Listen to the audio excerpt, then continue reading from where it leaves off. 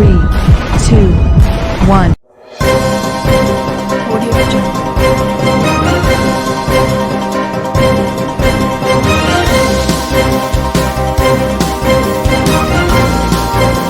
Audio Jungle. Audio Jungle.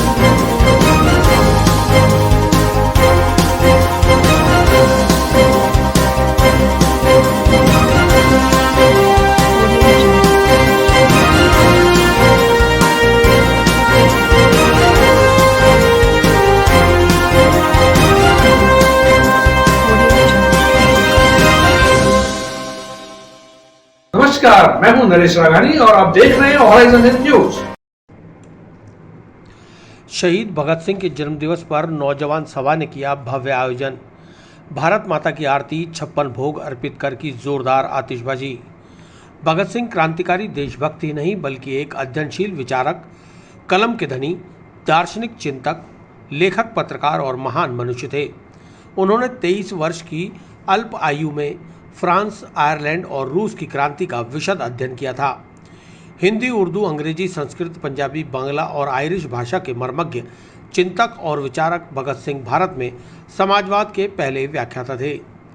Bhagat Singh अच्छे वक्ता, पाठक और लेखक भी थे। उन्होंने अकाली और कीर्ति 2 अखबारों का संपादन भी किया था। ऐसी महान शख्सियत का जन्मदिन शहीद भगत सिंह नौजवान सभा द्वारा 28 सितंबर मंगलवार को बड़ी धूमधाम से मनाया गया। बीके कॉल नगर अम्बे विहार कॉलोनी स्थित सार्वजनिक उद्यान में मंगलवार शाम 6 बजे भारत माता की भव्य आरती की गई। तत्पश्चात शहीद भगत सिंह की प्रतिमा के समक्ष 56 भोग अर्पित किए गए। उसके बाद भव्य आतिशबाजी का आयोजन किया गया। इस भव्य आयोजन में उत्तर विधायक वासुदेव देवनानी, पूर्व मेयर धर्मेंद्र गहलोत, बीके कॉल नगर विकास समिति के पदाधिकारी और शहीद भगत सिंह नौजवान सभा के सदस्य व बड़ी संख्या में क्षेत्रवासी मौजूद रहे। शहीद भगत सिंह नौजवान सभा का उद्देश्य देशवासियों को अपने शहीदों का बलिदान याद दिलाना और सभी राष्ट्रीय पर्वों को अपने धार्मिक पर्वों की तरह मनाना भी है। देखो, आज भगत सिंह जी की जयंती है और निश्चित रूप से जो ये युवा पीढ़ी है, जो भगत सिंह नौजवान सभा है, इसने तो एक इतिहास रचा है यहाँ पर कि 5-5 हज़ार के युवाओं की रैली निकाली और वो भी हेलमेट निकाली है। तो युवा भी रहे, अनुशासन में भी रहे। इस प्रकार से अगर आपने भगत सिंह जी देखेंगे तो उन्होंने बम विस्फोट किया, किंतु ऐसी जगह पर किया जहाँ पर कोई हताहत ना हो। केवल अंग्रेजी सरकार को जगाने के लिए किया, अनशन आंदोलन किया ताकि कि लोगों को अधिकार दिला सके। तो निश्चित रूप से भारत माता को जो आज़ादी दिलाई है उन्होंने, जो जंजीरों से, बेड़ी से मुक्त किया है, निश्चित रूप से युवाओं का आज कोई देश गुलाम नहीं है किसी का, किंतु आत्मनिर्भर भारत बनने का जो सपना है, तो युवाओं को भगत सिंह जी से यही सबक लेना है कि देश ये आत्मनिर्भर बने। युवा अगर ये पढ़ लेगा कि देश को आत्मनिर्भर बनाना है, तो निश्चित रूप से आज से युवाओं का यही संदेश है कि आत्मनिर्भर भारत बनाने के लिए अपना योगदान दें। आज युवाओं के लिए प्रेरणा के स्रोत शहीद भगत सिंह की आज 114वीं जयंती है।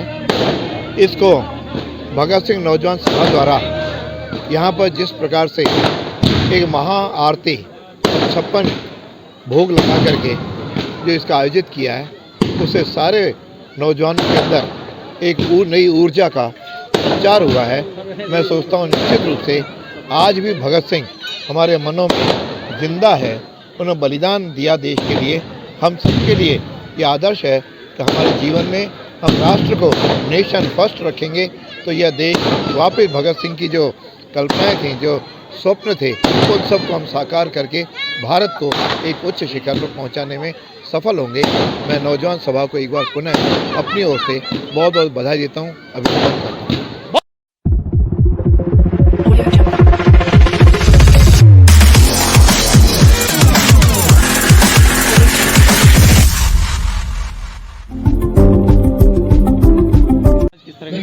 शहीद भगत सिंह नौजवान सभा की ओर से प्रतिवर्ष शहीद आजम भगत सिंह जी के जन्मदिन पर एक विशाल कार्यक्रम किया जाता है। उसी कड़ी में आज भगत सिंह जी का जो एक मंदिर का रूप हमने दिया है, मंदिर बनाया है अम्बे विहार के अंदर, वहाँ 56 भोग का प्रसाद चढ़ा गया है भगत सिंह जी को। और उसके पश्चात भारत माता की आरती का कार्यक्रम रखा गया है और उसके पश्चात भव्य आतिशबाजी का भी आयोजन किया गया आज भगत सिंह जी के जन्मदिन पे। कौन कौन आज के मुख्य अतिथि? आज के इस कार्यक्रम में मुख्य अतिथि श्री वासुदेव जी देवनानी जी और हमारे पूर्व मेयर धर्मेंद्र जी गहलोत मुख्य अतिथि के रूप में थे। इस तरह का मतलब माहौल हो गया था यहाँ पूरा माहौल सर देशभक्ति के रंग में रंग गया था और चारों तरफ भगत सिंह जी के जिंदाबाद के नारे लग रहे थे और हम चाहते हैं कि युवाओं को इनसे प्रेरणा मिले। इस प्रकार महापुरुषों के जन्मदिन और उनके शहादत दिवस मनाएं तो आने वाली पीढ़ी को भी इनके बारे में जानकारी हो और सब उनके विचारों पे चलने का प्रयास करें। वैशाली नगर शहीद भगत सिंह उद्यान में निःशुल्क मधुमेह जांच एवं परामर्श शिविर का आयोजन। मधुमेह विशेषज्ञ डॉक्टर रजनीश सक्सेना व उनकी टीम ने दी सेवाएं। शिविर में 126 लोगों ने उठाया लाभ। लॉयंस क्लब अजमेर पृथ्वीराज द्वारा प्रांतीय कार्यक्रम में मधुमेह जागरूकता के तहत निःशुल्क मधुमेह जांच, रक्तचाप जांच, हीमोग्लोबिन आदि की जांच हेतु निःशुल्क शिविर बुधवार को लगाया गया। District additional PRO MJF lion Rajendra Gandhi ने बताया कि आमजन को स्वास्थ्य के प्रति जागरूक करने के उद्देश्य शिविर का आयोजन वैशाली नगर स्थित शहीद भगत सिंह उद्यान में किया गया। शिविर में 126 से ज़्यादा लोगों ने लाभ उठाया। शिविर में 19 नए मधुमेह रोगियों की पहचान कर उन्हें परामर्श दिया गया। क्लब सचिव लॉयन राजेश बोहरा ने बताया कि शिविर में अजमेरू डायबिटीज सोसाइटी के उपाध्यक्ष CP कटारिया, योगेंद्र टांक, निश्चल, यश गढ़वाल, राहुल सोनी, सुरेंद्र चौधरी, कविता सहित चिकित्सा कर्मियों ने सहयोग दिया। शिविर में संभाग 2 की क्षेत्रीय अध्यक्ष लॉयन आबा गांधी ने उपस्थिति देकर सभी का मनोबल बढ़ाया। साथ ही आज के परिवेश में सभी को स्वास्थ्य के प्रति सचेत रहने का संदेश दिया। इस अवसर पर अजमेर के वरिष्ठ चिकित्सक एवं मधुमेह विशेषज्ञ डॉक्टर रजनीश सक्सेना ने मधुमेह के जोखिम व कारणों पर प्रकाश डालते हुए मधुमेह की समस्या, लक्षण, रोकथाम व उपचार के बारे में विस्तृत जानकारी दी। अंत में उद्यान विकास समिति के सचिव सुरेश जैन ने सभी का आभार जताया। सभी उपस्थित लोगों व क्षेत्रवासियों को मधुमेह से संबंधित जानकारी के परिपत्र वितरित कर जागरूक किया गया।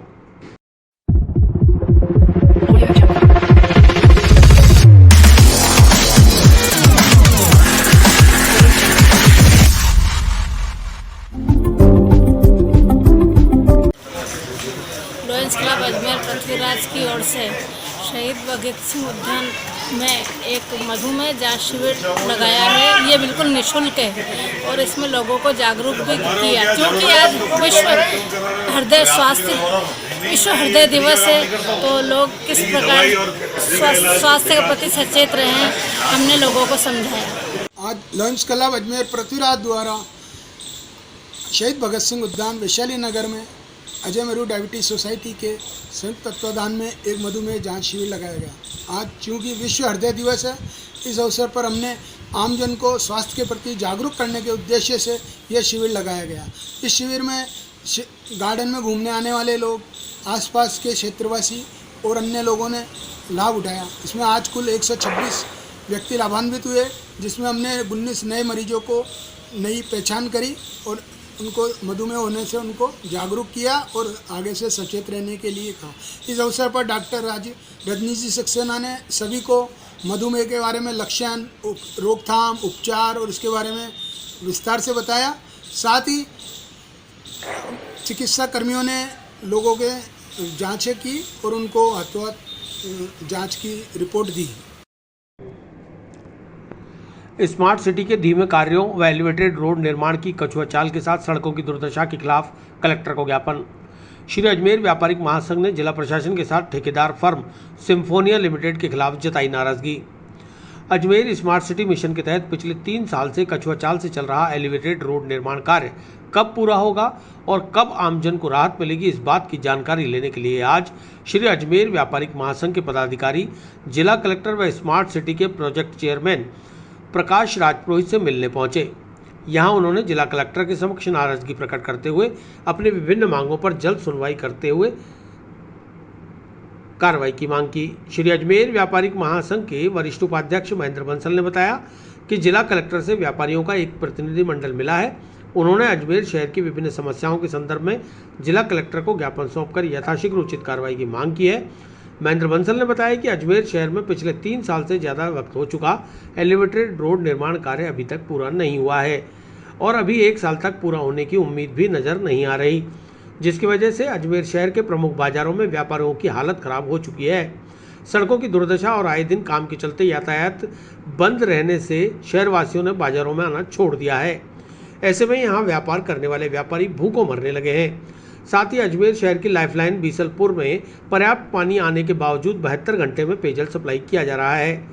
ना तो जनप्रतिनिधि और ना ही जिला प्रशासन अजमेर वासियों की कोई सुध ले रहा है। ऐसे में आज श्री अजमेर व्यापारिक महासंघ जिला कलेक्टर से इन समस्याओं के निवारण की मांग करने पहुंचा। जिला कलेक्टर ने मुख्यमंत्री तक सभी मांगों को पहुंचाकर यथाशीघ्र उचित कार्रवाई का आश्वासन दिया है।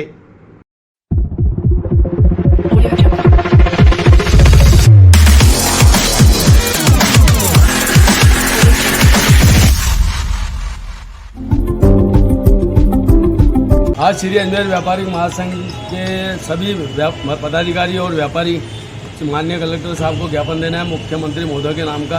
अजमेर में जो एलिवेटेड रोड बन रहा है वो बहुत कछुआ चाल से बन रहा है। कई बार हमने धरना प्रदर्शन भी करे, व्यापारियों ने, कचहरी रोड के व्यापारी, स्टेशनरी व्यापारी, शहर की सारी जनता परेशान है।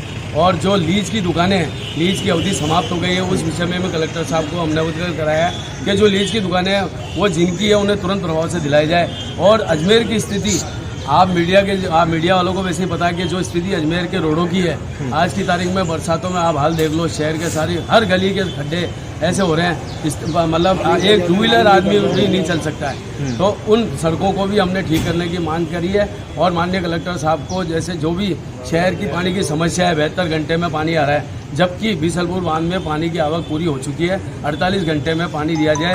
अजमेर की पब्लिक बहुत परेशान है। श्री अजमेर व्यापारी महासंघ की ओर से हमने कलेक्टर साहब को ज्ञापन देकर हमारी मांगे की है। मांगों के कलेक्टर साहब ने आश्वस्त किया है कि हम आपकी बात मुख्यमंत्री तक पहुंचा दी है। प्रदेश व्यापी आंदोलन के तहत पटवारी से लेकर तहसीलदारों ने राजस्व मंडल का किया घेराव। 2 अक्टूबर से पहले मांगे पूरी नहीं होने पर प्रशासन शहरों के संघ और प्रशासन गांवों के संघ शिविरों का करेंगे बहिष्कार। राजस्व सेवा परिषद के बैनर तले बुधवार को प्रदेश के समस्त राजस्व कार्मिकों ने अपनी लंबित मांगों को लेकर समस्त जिला मुख्यालय पर राजस्व मंडल का घेराव करते हुए धरना प्रदर्शन किया। इस धरना प्रदर्शन में पटवार संघ, कानूनगो संघ और तहसीलदार संघ से जुड़े पटवारी से लेकर तहसीलदार तक के अधिकारी और कर्मचारी शामिल हुए। राजस्थान पटवार संघ के जिलाध्यक्ष विनोद रत्नू ने बताया कि राजस्व कार्मिक अपनी 7 सूत्रीय मांगों को लेकर पिछले लंबे समय से आंदोलनरत हैं। सरकार बार बार विभिन्न कमेटियों का गठन कर आश्वासन का झुंझुना पकड़ा देती है, लेकिन कोई कार्रवाई नहीं की जाती। सुनवाई नहीं होने पर आज घेराव व प्रदर्शन करने का निर्णय लिया गया है। आज समस्त जिला मुख्यालयों पर राजस्व मंडल का घेराव कर धरना प्रदर्शन किया जा रहा है। यदि फिर भी सरकार ने मांगों पर कोई सुनवाई नहीं की तो 2 अक्टूबर से सरकार द्वारा आयोजित किए जाने वाले प्रशासन शहरों के संघ और प्रशासन गांवों के संघ शिविरों का बहिष्कार किया जाएगा। रत्नू ने बताया कि प्रमुख मांगों में राजस्व सेवा परिषद घटक संघों के साथ हुए समझौते के क्रियान्वयन के आदेश शीघ्र जारी किए जाएं। पटवार संघ के साथ 3 जुलाई को हुए समझौते का आदेश प्रसारित किया जाए। नगर निकायों के पट्टे का पंजीयन अधिकार पूर्व की भांति उप पंजीयक को दिया जाए। नायब तहसीलदार के पद को राजपत्रित घोषित करते हुए इन पदों की भर्ती में पदोन्नति की जाए। तहसीलदार के 50% पद पदोन्नति व 50% पद सीधी भर्ती से भरे जाएं। सभी घटकों के कैडर स्ट्रेंथ में नए पदों का सृजन किया जाए। परिषद के घटक संगठनों के साथ कार्मिकों के लिए स्पष्ट स्थानांतरण नीति बनाई जाए जैसी मांगों को लेकर राजस्व कार्मिक आंदोलनरत हैं।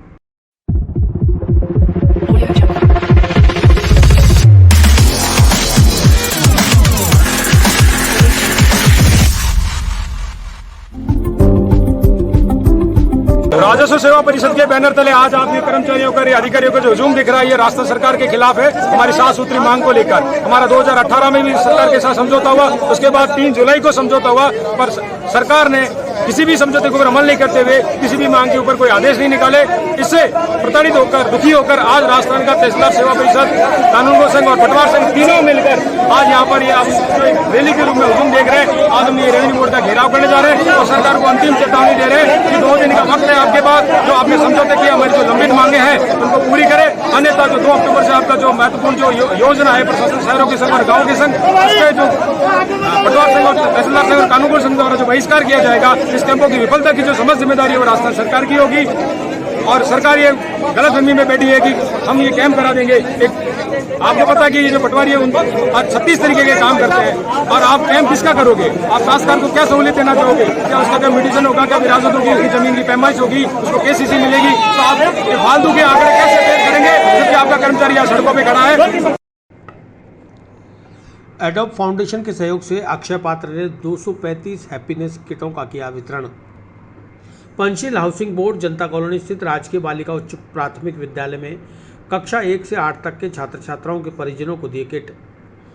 अक्षय पात्र द्वारा शिक्षा के लिए पर्याप्त भोजन के महावाक्य को लेकर प्राइमरी स्कूलों में बच्चों की आवक शुरू होते ही बुधवार को जनता कॉलोनी हाउसिंग बोर्ड पंचशील स्थित राजकीय बालिका उच्च प्राथमिक विद्यालय में कक्षा 1 से 8 तक के छात्र छात्राओं को 235 हैप्पीनेस किट्स का वितरण किया गया।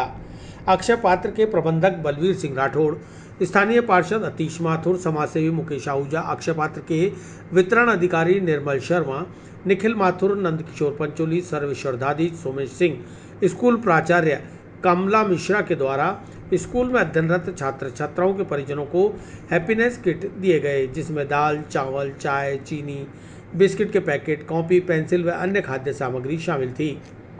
स्कूल प्रिंसिपल कमला मिश्रा ने बताया कि अक्षय पात्र स्कूल समय के दौरान बच्चों को मिड डे मील का वितरण कर रहा था, लेकिन कोरोना काल में स्कूल बंद होने के कारण यह व्यवस्था भी बंद हो गई थी।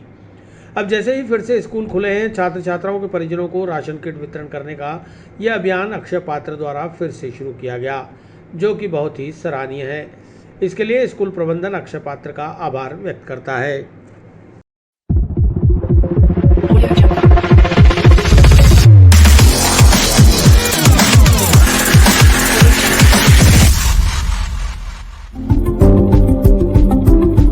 आज मेरा विद्यालय राजकीय बालिका उच्च प्राथमिक विद्यालय जनता कॉलोनी पंचशील हाउसिंग बोर्ड में ये अक्षय पात्र के द्वारा समय समय पर बच्चों को सामग्री बांटी जाती है। और ये ऐसा करने से, क्योंकि कोरोना काल में अक्षय पात्र से खाद्यान्न बन के तो आता नहीं था बच्चों की छुट्टी के कारण, लेकिन अब ये समय समय पर ये बांटते रहते हैं, जिससे हमारे नामांकन में भी वृद्धि हुई है। और समय समय पर इसमें इतनी खाद्य सामग्री होती है कि सफिशिएंट होती है, और माँ बाप बड़े प्रेम से लेके जाते हैं और बच्चों को स्कूल भेजते हैं। हमारे को इससे अक्षय पात्र के ऐसा पुनीत कार्य करने से हमारे बच्चों में एक उत्साह जागृत होता है, और बच्चों को भी स्कूल आने में भी असुविधा नहीं होती है। माँ बाप बड़े प्रेम से स्कूल। आज के इनके किट में हैप्पीनेस के द्वारा बांटा गया है ये अक्षय पात्र द्वारा। इसमें दालचीनी, शक्कर, मोठ, मूंग और बिस्किट हैं, कॉपी है, पेन है, और भी कई चीज़ें हैं जो पूरा किट है, इसलिए इसमें ये सारा अभी बच्चों को बांटा जा रहा है। मैं अपने विद्यालय परिवार की तरफ से इस कार्य के लिए संस्था को धन्यवाद ज्ञापित करती हूँ। आज ये पंचशील स्थित हाउसिंग बोर्ड कॉलोनी में सेक्टर 5 में राजकीय स्कूल के अंदर अक्षय पात्र फाउंडेशन और रॉब फाउंडेशन की तरफ से हैप्पीनेस किट बांटे गए हैं, जो कि उसके अंदर किट के अंदर बिस्किट, दालचीनी, काली मिर्ची, आटा और अपने नमक, कॉपी, पेंसिल, इस तरह का सामान दिया गया है हैप्पीनेस फील कराने के लिए, बच्चों को उसको संबल प्रदान करने के लिए। मैं धन्यवाद देना चाहूँगा अक्षय पात्र फाउंडेशन को और एडोब फाउंडेशन को कि इस तरह का हमने प्रयास करा, और निश्चित रूप से ये जो बच्चे हैं उनके परिवारजनों के अंदर स्कूल आने के लिए प्रेरणा देंगे। ये करीब 235 किट संस्था की तरफ से वितरित करे जा रहे हैं स्कूल के बच्चों को, 1 से 8वीं तक के बच्चों को। अक्षय पात्र ने काफ़ी समय से, मैं देख रहा हूँ, काफ़ी समय से सेवा कार्य कर रहे हैं, और कोरोना काल में भी इन्होंने काफ़ी किट बांटे, काफ़ी सेवा कार्य किए। मैं इनको धन्यवाद देता हूँ अक्षय पात्र फाउंडेशन को। आज पंचशील सरकारी स्कूल में जो हाउसिंग बोर्ड में इन्होंने काफ़ी किट बांटे बच्चों को हैप्पीनेस, वो बहुत माना एक लोगों राहत मिलेगी। काफ़ी जो बच्चे बेचारे परेशान हो रहे थे खाद्य सामग्री के लिए, कॉपी किताबों के लिए, इन्होंने पूरा सेट बना के दिया इनको, तो मैं इनको धन्यवाद देता हूँ। धन्यवाद के पात्र हैं ये, और समय समय पर ये बहुत अच्छा सेवा कार्य करते हैं और आगे भी करते रहें। मैं इनके लिए इनको साधुवाद देता हूँ। नवंबर में प्रस्तावित अंतर्राष्ट्रीय पुष्कर पशु मेला रद्द होने से पशुपालकों में रोष। पुष्कर मेला मैदान में धरना देकर मुख्यमंत्री के नाम एसडीएम और कलेक्टर को दिया ज्ञापन। नवंबर माह में प्रस्तावित विश्व प्रसिद्ध पुष्कर पशु मेला 2021 को कोरोना की तीसरी लहर के मद्देनजर स्थगित किए जाने की अधिसूचना से देश भर के समस्त पशुपालकों व मेले के आयोजन से जुड़े लोगों में भारी रोष व्याप्त हो गया है। देश भर से आए पशुपालकों ने विभिन्न जनप्रतिनिधियों के लेटर हेड पर मेले के आयोजन को लेकर अनुमति देने की मांग के साथ आज जिला कलेक्टर और पुष्कर एसडीएम को मुख्यमंत्री के नाम ज्ञापन सौंपकर मेले का आयोजन कोरोना गाइडलाइन के अनुरूप कराने की मांग की। पाली जिले से आए पशुपालक अजीत सिंह नारलोई ने बताया कि पिछले 2 साल से कोरोना संक्रमण के चलते पुष्कर पशु मेला व धार्मिक मेला निरस्त कर दिया गया, लेकिन अब जब कोरोना पर सरकार के प्रयासों से पूरा नियंत्रण पा लिया गया है, वहीं स्कूल, कॉलेज व अन्य संस्थानों को भी पूरी तरह से खोलने की अनुमति दी जा चुकी है, तो ऐसे में नवंबर में प्रस्तावित पुष्कर पशु मेले को रद्द करने का कोई औचित्य नहीं है। इससे इस मेले से जुड़े लाखों लोगों के रोजगार पर विपरीत असर पड़ेगा। पशुपालकों के प्रतिनिधिमंडल ने राजस्थान विधानसभा सदस्य ज्ञानचंद पारक, लूनी विधायक महेंद्र बिश्नोई, पूर्व पीसीसी सचिव राजेश टंडन आदि द्वारा मुख्यमंत्री के नाम लिखे गए पत्र जिला कलेक्टर को सौंपे। उन्होंने बताया कि अंतर्राष्ट्रीय स्तर के पुष्कर पशु मेले में राजस्थान सहित देश भर से पशुपालक और व्यापारी यहां आते हैं और पशु मेला कई लोगों के साल भर के रोजगार से जुड़ा हुआ है। ऐसे में सरकार के उचित दिशा निर्देशों की पालना करते हुए मेले को लगाया जाए, ताकि पिछले 3 साल से बंद पड़ी इन लोगों की आजीविका भी पटरी पर आ सके। इससे पूर्व पशुपालकों ने पुष्कर मेला मैदान में धरना देकर एसडीएम को मुख्यमंत्री के नाम ज्ञापन सौंपा। गौरतलब है कि पुष्कर पशु मेला राज्य सरकार व पशुपालन विभाग के 10 प्रमुख मेलों में शुमार है। ऐसे में 5 नवंबर से 21 नवंबर तक आयोजित होने वाले पुष्कर पशु मेले में बड़ी संख्या में कृषकों व पशुपालकों के आने की उम्मीद है।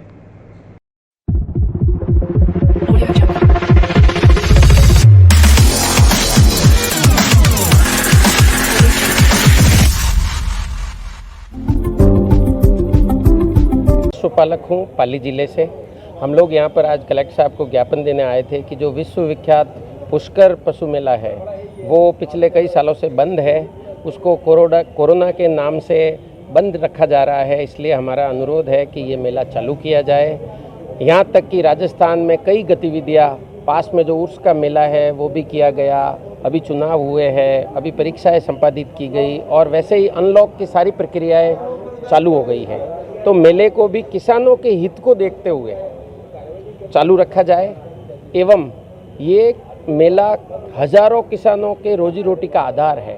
पशुपालकों के लिए ये ही एकमात्र संबल का काम है और अगर ये नहीं होगा तो कई किसान पिछले 3 साल से परेशान हैं और वो और उनकी आर्थिक तंगाई से और पैसों की किल्लत से उनकी कमर टूट जाएगी। इसलिए हमारा अनुरोध है कि ये मेला किया जाए। आप देखिए ऊँट वाला, आप अपनी डेली लाइफ में ऊँट को कहाँ उपयोग में लेते हैं? कहीं नहीं लेते। अपन लोग ज़िंदगी में एक बार घोड़ी पे शादी के समय बैठते हैं, तो शादियाँ नहीं हो रही है, बड़े कार्यक्रम नहीं हो रहे, पर्यटक नहीं आ रहे हैं, कैमल सफारी, हॉर्स सफारी नहीं हो रही है, स्कूल सारे बंद थे तो वहाँ पे राइडिंग स्कूल्स और ऐसे कोई काम थे वो बंद थे, हॉर्स शोज बंद थे। तो घोड़े वाले जो अश्वपालक है और जो ऊँट पालक है उनके पास तो कोई आजीविका का साधन भी नहीं रहा है। अब एकमात्र खरीद फरोख्त हमारे पास एक काम बचा है, उसके लिए ये जो मेला है ये सबसे बड़ी मंडी है। अगर इसको भी बंद रखा जाएगा तो जो पशुपालक अपने घोड़े पाल रहा है, अपने ऊँट पाल रहा है, वो उसके पैसे कैसे कमाएगा? मेला चालू हो जाता है तो करीब 15,000 घोड़े आते हैं और 15,000 घोड़े आप मान लीजिए कि उसमें से मेरा अंदाजा है कि 8 से 10,000 बिकते हैं घोड़े। अब ऊँट है, ऊँट करीब 25,000 ऊँट आते हैं, 10-12 हज़ार गौवंश और भैंसे और वो आते हैं। तो ये इतनों का जो खरीद फरोख्त होगी, इनसे कितने लोग आर्थिक रोजगार लेंगे, किनके कोई खाना खाएगा, कोई टेंट लगाएगा, ये सारी चीज़ें। कृषि यंत्र यहाँ पे बिकते हैं तो जो गांव के लोग आते हैं वो कृषि यंत्र यहाँ से ले जाते हैं। ये सारी चीज़ें इस मेले को केंद्र में रख के अप्रत्यक्ष रूप से काफ़ी बड़ा व्यवसाय का ये केंद्र है। अजमेर शराब विक्रेता संघ के सर्वसम्मति से संपन्न हुए चुनाव। अजमेर शराब विक्रेता संघ की नई कार्यकारिणी ने नई आबकारी नीति के खिलाफ संघर्ष की बनाई रणनीति। अजमेर शराब विक्रेता संघ के मंगलवार को हुए चुनाव में सर्वसम्मति से जितेंद्र रंगवानी को अध्यक्ष चुना गया, जबकि ताराचंद रावत को महामंत्री और उपाध्यक्ष लक्ष्मीकांत मोहम्मद हुसैन सोमनाथ बने। संयोजक अशोक बालोटिया, सह संयोजक प्रेम मेवाड़ा, घनश्याम, दिनेश मेवाड़ा, महामंत्री रामेश्वर रावत, मीडिया प्रभारी हेम सिंह टांक को चुना गया। चुनाव संपन्न होने के साथ ही जिले के समस्त शराब विक्रेताओं की मौजूदगी में सरकार व आबकारी विभाग की दमनकारी नीतियों के खिलाफ संघर्ष करने के लिए रणनीति बनाई गई, जिसके तहत निर्णय लिया गया कि पूरे जिले के शराब व्यवसायी 1 अक्टूबर को अपनी अपनी दुकानें आंशिक रूप से बंद रखकर रैली निकालकर संभागीय आयुक्त, जिला कलेक्टर को अपनी मांगों के संदर्भ में ज्ञापन सौंपेंगे।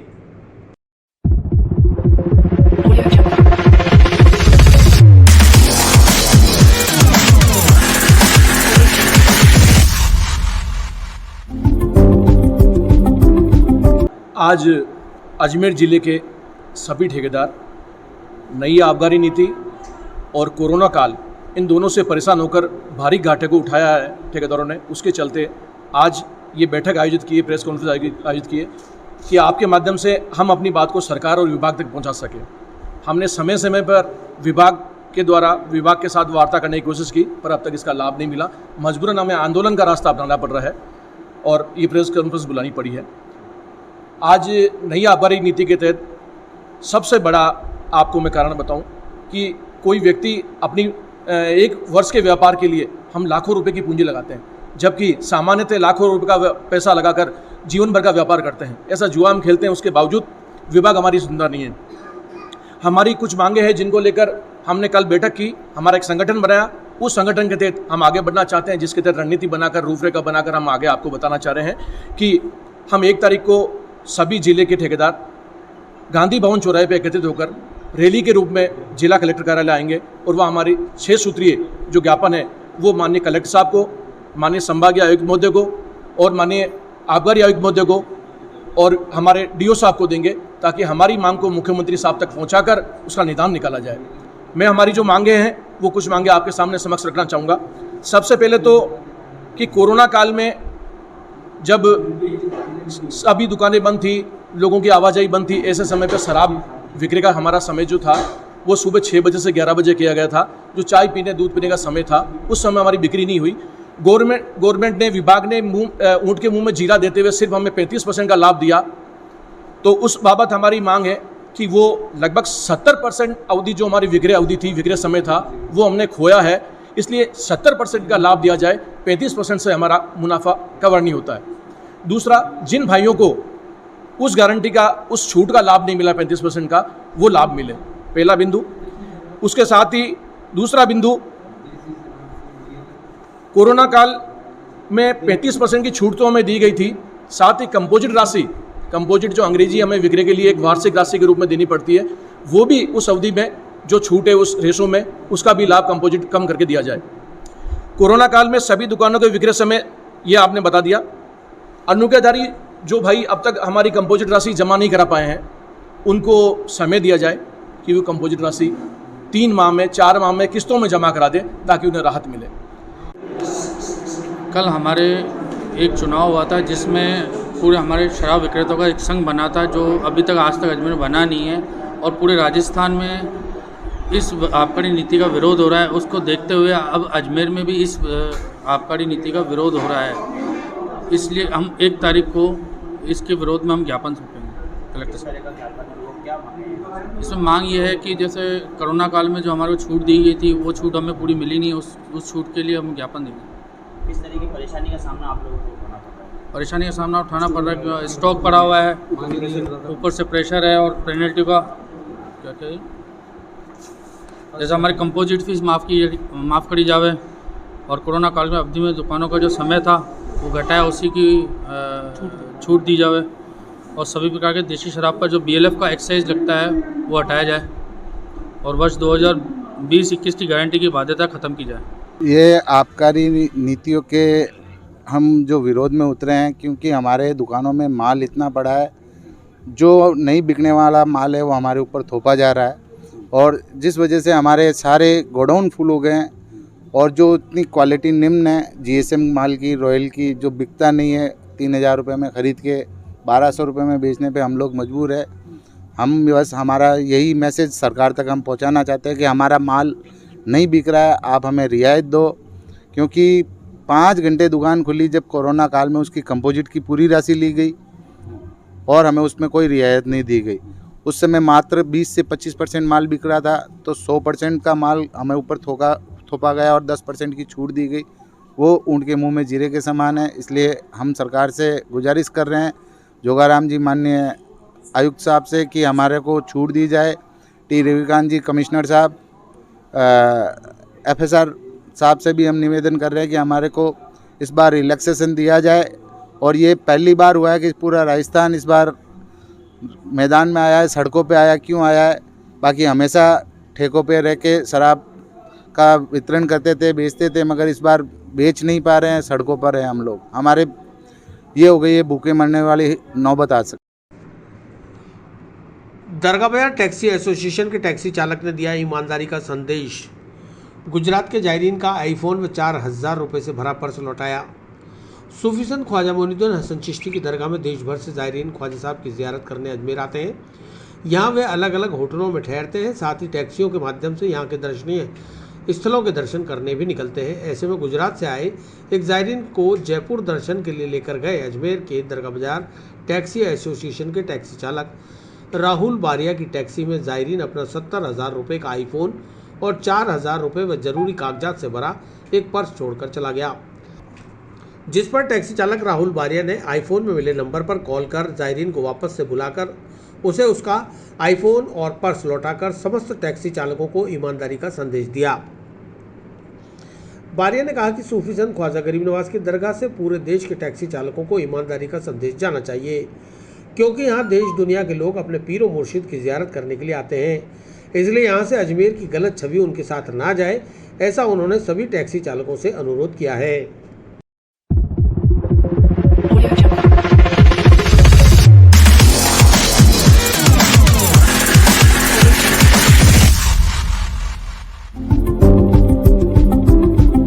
जैसा कि आप सबको पता है कि दरगाह बाजार एसोसिएशन से मैं राहुल बारिया गाड़ी चलाता हूं, यहाँ से टूर एंड ट्रेवल्स का काम करता हूं। तो मैं जयपुर लेके गया था मेहमान को। गुजरात के मेहमान आए थे अयूब भाई, उनका 70,000 रुपये का एक आईफोन रह गया था और पर्स में 4 से 5,000 रुपये थे। मैंने आज सुबह उनको लौटा कर ड्राइवर भाइयों के साथ में एक ईमानदारी का संदेशा दिया है। क्या है भाई कि अजमेर में कोई आ रहा है तो मेरे साथ में मेरे अजमेर का नाम खराब नहीं हो, ख्वाजा गरीब नवाज की ज़ियारत करने आ रहा है बंदा, तो वो जाके आगे ये संदेशा पहुंचाएगा कि यार मैं वहाँ पे रह गया था, ड्राइवर ने मेरे साथ धोखाधड़ी कर ली। ये राजस्थान नहीं, हिंदुस्तान के अंदर ये मैसेज जाना चाहिए कि ड्राइवर हमेशा ईमानदारी और अच्छा काम करता रहे, ईमानदार रहे, कभी किसी के साथ में गलत नहीं करे। 5 लोग थे मेरे साथ में, जयपुर साइट सीइंग में गए थे। आते वक्त उनका 70 से 80,000 रुपये का आईफोन था और पर्स के अंदर 4 से 5,000 रुपये थे। आज सुबह मैंने उनको लौटाया, ईमानदारी का संदेशा दिया है। अंतर्राष्ट्रीय पुष्कर मेले पर रोक से पुष्कर के विभिन्न संगठनों में आक्रोश। पशुपालकों सहित पुरोहितों, धार्मिक, सामाजिक, राजनीतिक संगठनों ने खोला मोर्चा। राज्य सरकार की ओर से कोरोना की तीसरी लहर की आशंका के चलते अंतर्राष्ट्रीय पुष्कर पशु मेले पर रोक लगाने से पशुपालकों, पर्यटन व्यवसायियों सहित विभिन्न धार्मिक, सामाजिक, व्यापारिक, राजनीतिक संगठनों सहित स्थानीय लोगों में आक्रोश व्याप्त हो गया है। बुधवार को पुष्कर के मेला स्टेडियम में बड़ी संख्या में पशुपालकों ने एक बैठक आयोजित कर पुष्कर मेले पर रोक लगाने के सरकार के निर्णय के प्रति गुस्सा जाहिर किया और आगामी रणनीति तैयार की। पशुपालकों ने बताया कि विगत 2 सालों से पुष्कर मेला आयोजित नहीं हो पा रहा, जिससे देश भर के पशुपालक निराश हैं और बहुत आर्थिक नुकसान भी झेल चुके हैं।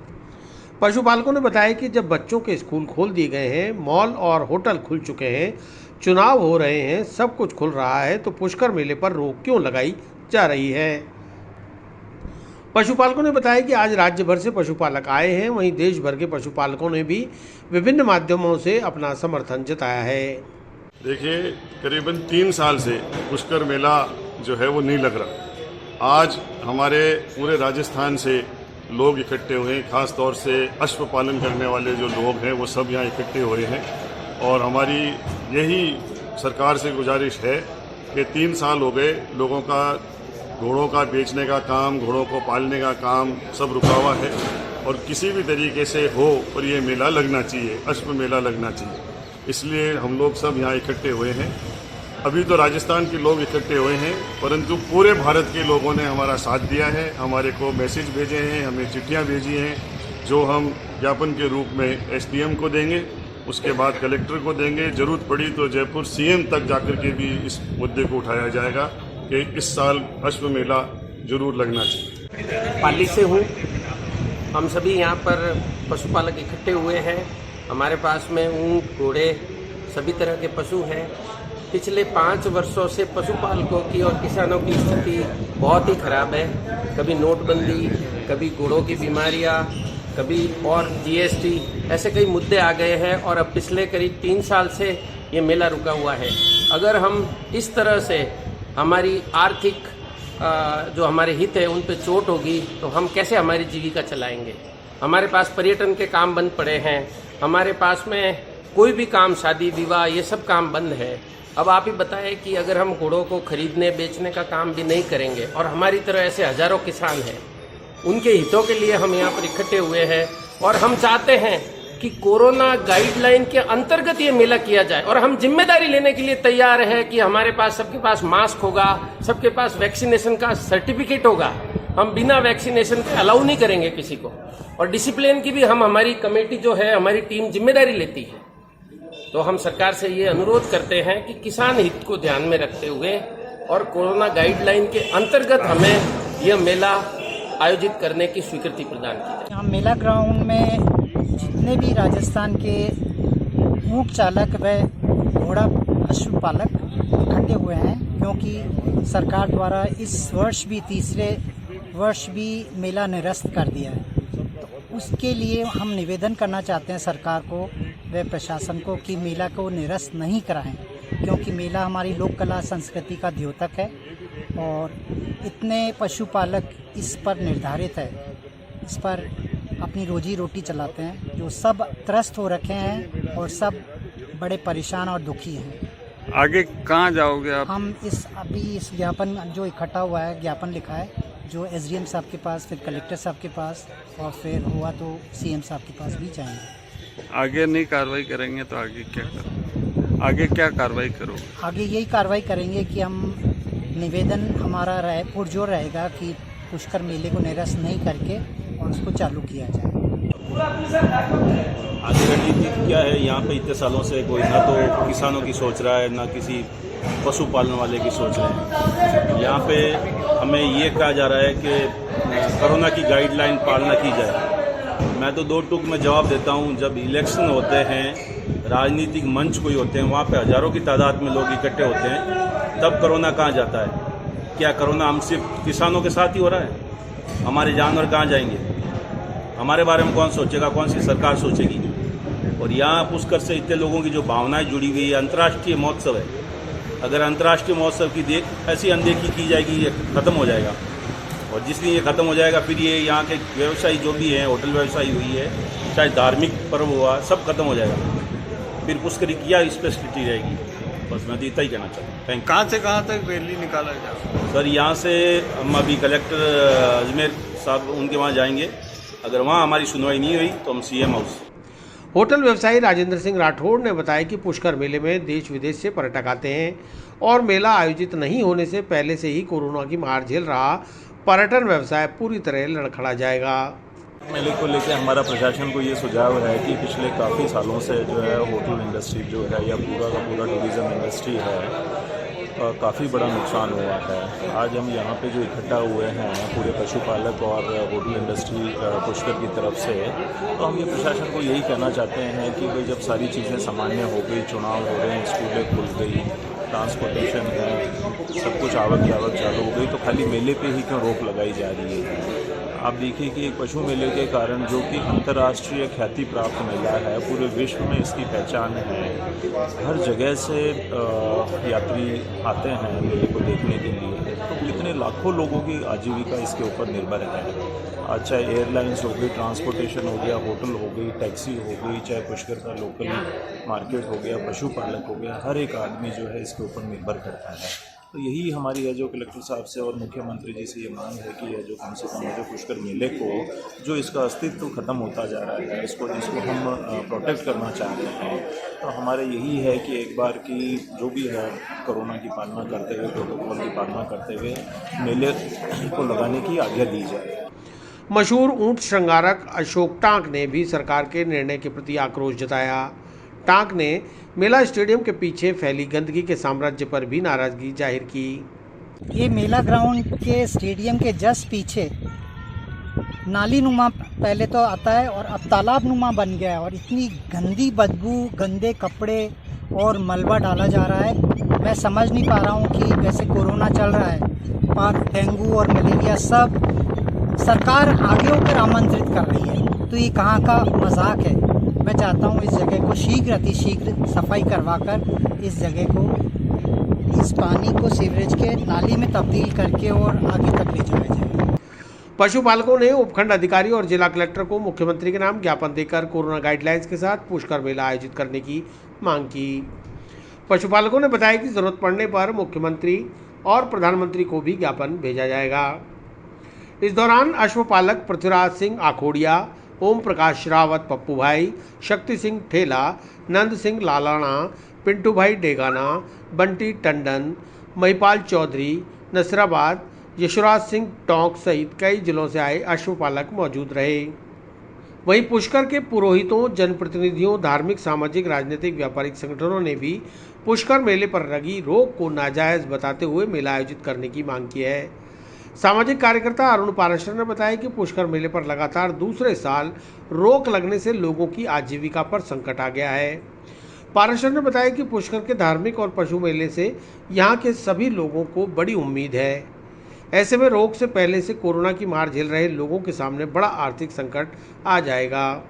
तीर्थ पुरोहित, यहाँ के दुकानदार और होटल संचालक और छोटे व्यापारी और केमल सफारी और सभी लोग जो पुष्कर मेले का इंतजार करते हैं, जहां उनकी एक मुश्त आय पूरे आजीविका के लिए होती है, उस पर सरकार ने कोरोना महामारी को ध्यान में रखते हुए लगातार दूसरे वर्ष भी पुष्कर पशु और धार्मिक मेले पर पाबंदी लगा दी है।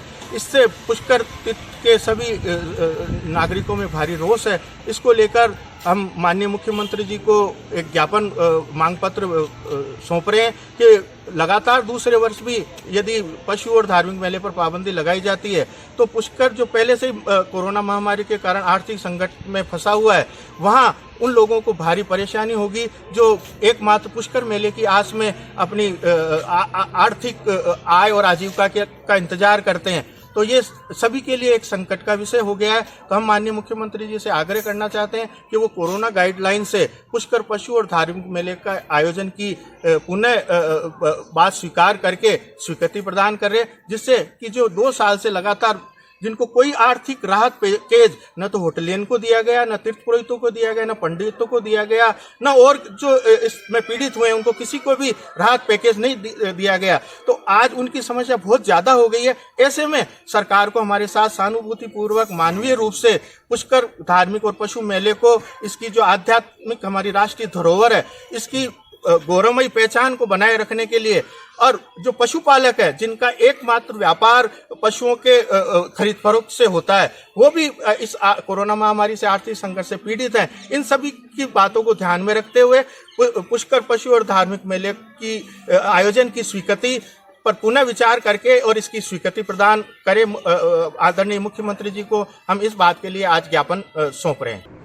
पार्षद रविकांत पाराशर ने बताया कि जब बच्चों की स्कूल खोल दी गई तो ऐसे में पुष्कर मेले पर रोक सरकार का भेदभाव है। होटल एसोसिएशन के अध्यक्ष रघु पारिक ने भी पुष्कर मेले पर लगी रोक हटाने की मांग की है। पुष्कर मेला, धार्मिक मेला जो निरस्त किया जा रहा है सरकार की तरफ से कोरोना गाइडलाइन के हवाला देते हुए, तो मेरा यह कहने का मतलब है कि पुष्कर जो मेला निरस्त किया जा रहा है कोरोना की गाइडलाइन को देखते हुए, तो जो बच्चों की स्कूलें खोल दी गई है मासूम बच्चों की, तो सीधा सीधा उनकी जान के साथ में खिलवाड़ किया जा रहा है। इसका मतलब सरकार के द्वारा एक तरफ तो आप तीसरी लहर की आशंका जताते हुए पुष्कर मेले को निरस्त किया जा रहा है, एक साइड में आप पुष्कर छोटे बच्चों की स्कूलें खोली जा रही है। तो ये दोहरा मापदंड क्यों? आज ही घोषणा हुई है, 2 उपचुनाव हो रहे हैं, राजस्थान में पंचायत के चुनाव हो गए हैं, कई बड़ी सेलिब्रिटियों के, बड़े नेताओं के जन्मदिन मनाए जा रहे हैं, लाखों की भीड़ इकट्ठी हो रही है, उर्स का मेला भरा जा रहा है। हमारे को किसी भी जाति वर्ग विशेष से कोई दुश्मनी नहीं है, लेकिन ये हमारे साथ में भेदभाव क्यों किया जा रहा है? जब आज छोटे बच्चों की स्कूलें खोल रही है तो इसका मतलब है कोरोना खत्म हो गया, तीसरी लहर की कोई आशंका नहीं है। जब तीसरी लहर की आशंका नहीं है तो फिर पुष्कर मेला निरस्त क्यों किया जा रहा है? हम पुष्कर मेला भरवाने के पक्ष में हैं और सरकार से, मुख्यमंत्री जी से यही निवेदन करते हैं कि इस मेले को वापस पुनः भरवाया जावे। कोरोना गाइडलाइन की पालना करते हुए हम इस चीज़ के लिए तैयार हैं और हमारी सबकी पीड़ा है, जितने भाई साहब ने बताया, जितने भी पुष्कर से जुड़े हुए, व्यापार से जुड़े हुए, तो इस मेले में एक आशा रहती है कि साल में एक टाइम हमारा धंधा अच्छा चलेगा। तो पिछले 2 साल से हमारी सबकी आर्थिक स्थिति दयनीय हो चुकी है। तो सरकार से हम निवेदन करना चाहते हैं कि एक मानवीय आधार पर इस मेले को भरवाया जाए। पार्षद Jainarayan Dagdi, Gopal Tilonia, Sharad Vaishnav, Vednath Parashar, jeep camel safari, Satyanarayan Meghwal, Pawan Sargara, Sanjay Dagdi, Soni Nagura ने भी पुष्कर मेले पर रोक को हटाने की मांग की। और यही मांग है कि पुष्कर मेला जो भी सरकार के तरफ से जो गाइडलाइंस है उनकी निर्देश अनुसार पुष्कर मेला भरवाया जाए। और हम तो इस मेले पे निर्भर है, क्योंकि हमारा जो भी पशु है, ऊँट है, घोड़े हैं, भैंस है, और हर प्रकार के यहाँ पर हर राज्य से करीब करीब व्यापारी आते हैं और आके बैठ गए। अभी मेला मैदान में अभी जहाँ पशु मेला भरता है वहाँ पर करीब करीब 20 या 25 व्यापारी आ चुके हैं यहाँ पर पुष्कर मेले की आज के अंदर। तो हम तो सरकार से यही निवेदन करते हैं कि हमारा ये जो जीविका है ये पूरी पुष्कर मेले की है, और इसको कृपा करके सरकार से यही निवेदन करके भाई ये पुष्कर मेला वापस भराया जाए सरकार की गाइडलाइंस के अनुसार। होटल व्यवसाय ऐसा खत्म हो गया है।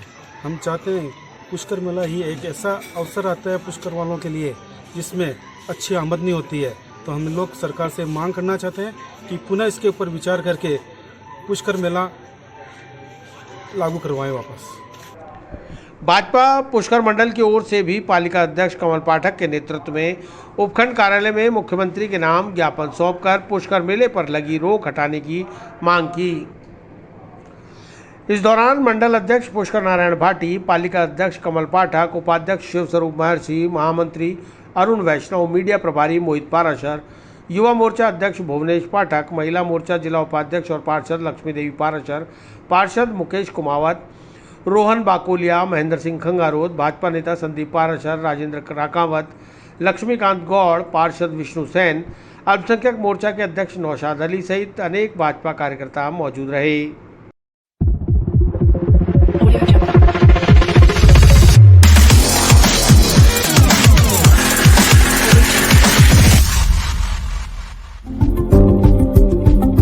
जैसा कि आपको पता है तीर्थराज पुष्कर का अंतर्राष्ट्रीय धार्मिक मेला हर वर्ष बढ़ता है, लेकिन 2 वर्ष से कोरोना के कारण मेला नहीं आयोजित हो पा रहा है।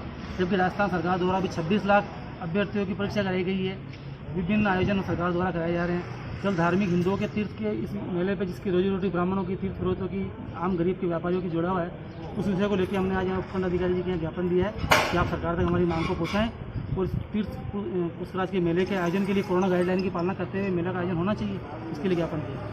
भारतीय जनता पार्टी की ओर से जो पुष्कर का धार्मिक मेला प्रतिवर्ष बढ़ता है, पिछले 2 साल कोरोना काल में नहीं भरा था, तो इस बार जैसे कि करीब करीब सारे मेले भर रहे हैं और सारी परीक्षाएं हो रही हैं, कुछ चुनाव भी हो रहे हैं, वहाँ कोई प्रॉब्लम नहीं है, तो पुष्कर मेला धार्मिक मेला जो है इसका भी आयोजन होना चाहिए।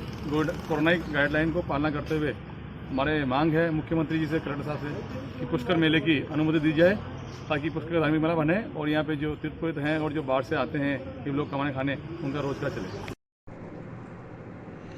National viral hepatitis control programme के तहत कार्यशाला का आयोजन जेएलएन मेडिकल कॉलेज के एनाटॉमी सेमिनार हॉल में CME और वर्कशॉप में शामिल हुए चिकित्सक। National viral hepatitis control programme के तहत बुधवार को जवाहरलाल नेहरू मेडिकल कॉलेज के एनाटॉमी नए सेमिनार हॉल में CME और वर्कशॉप का आयोजन किया गया। National viral hepatitis control programme की medical officer incharge doctor Jyotsna Chandwani ने बताया कि state reference department of microbiology, JLN medical college and associated group of hospitals के सौजन्य से आयोजित वर्कशॉप में जेएलएन अस्पताल के अधीक्षक, जनाना अस्पताल के अधीक्षक, सैटेलाइट हॉस्पिटल के अधीक्षक के अलावा सभी वरिष्ठ चिकित्सक व नर्सिंग कर्मी शामिल हुए हैं।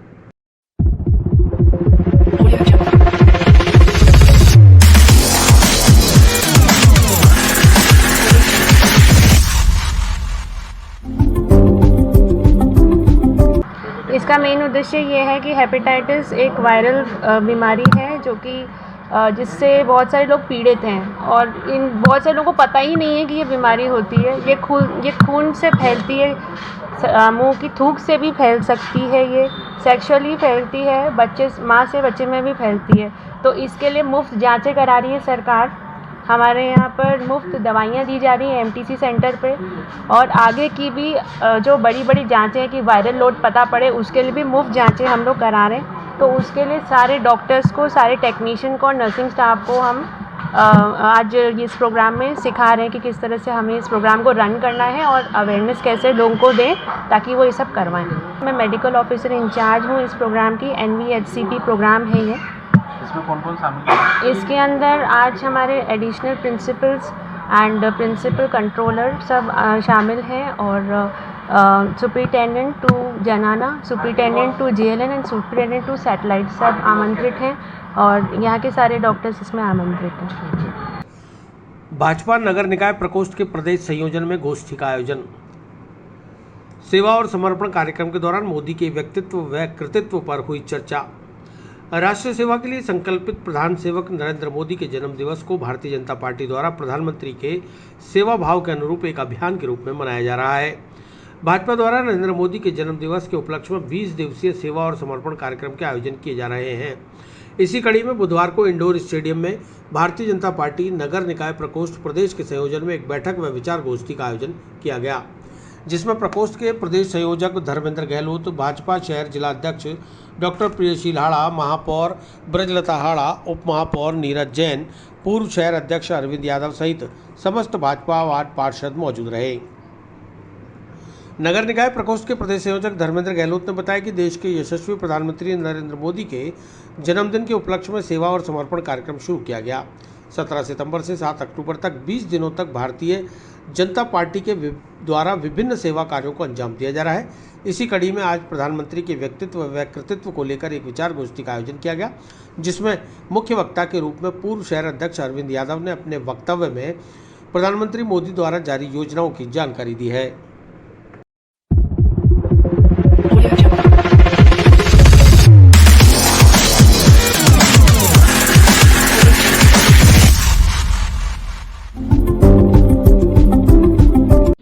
भारतीय जनता पार्टी के नगर निकाय प्रकोष्ठ के प्रदेश के संयोजन में ये आज एक विचार गोष्ठी रखी गई है।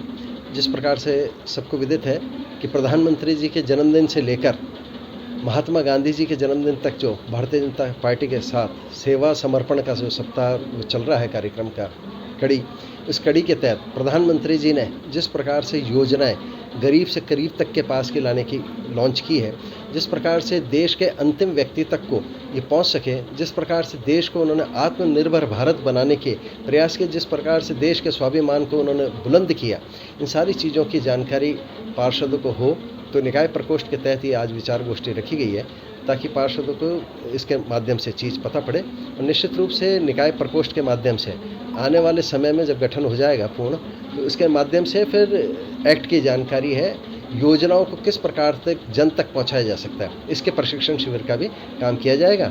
आज सेवा समर्पण के नाते आज ये प्रधानमंत्री जी के जो किए हुए काम है, उनकी योजनाएं, इसकी जानकारी देने के लिए आज ये बैठक आयोजित की गई। विस्तार से पढ़ने के लिए लॉग इन करें horizonn.com। सच के साथ।